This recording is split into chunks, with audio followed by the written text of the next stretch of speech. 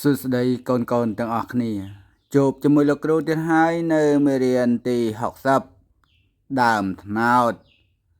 បាទយើងសិក្សាលើអំណានចឹងកូនទាំងអស់គ្នាមកមើលរូបភាពដើមត្នោតបាទនេះជារូបភាពដើមត្នោតបាទដុះនៅតាមវាលស្រែបាទមានផ្លែមានស្លឹកមានដើមដែល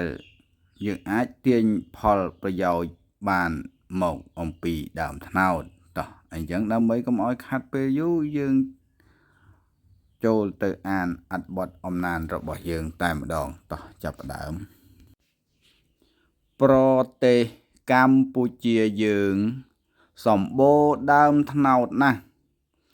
ដើមត្នោតដុះខ្ពស់ត្រដែតហើយរាយស្ទើរពាសពេញទឹកដីនៃមាតុភូមិយើងដើមត្នោតមានរាងមូលទ្រសំណុំស្លឹកពណ៌បៃតងហាក់ដូចជាឆ័ត្របើកចោលកណ្ដាលឯដអាកាសដើមត្នោត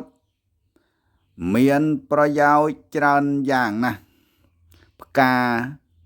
វាគេគៀបត្រងយកទឹកមករំងាស់បានជាស្ករ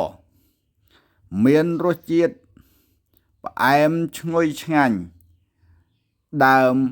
អាចយកមកធ្វើផ្ទះធ្វើទូកនិងអាចយក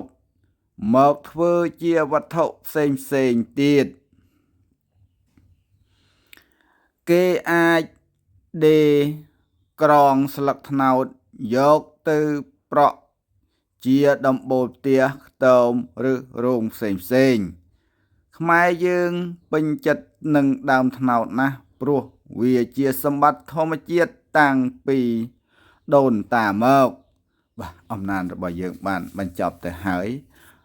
កូនដែលពុំទាន់បានចុច Subscribe កូនចុច Subscribe ចុចសញ្ញាកណ្ដឹងដើម្បីទទួលបាននៅវីដេអូថ្មីនិងមេរៀនថ្មីពីលោកគ្រូ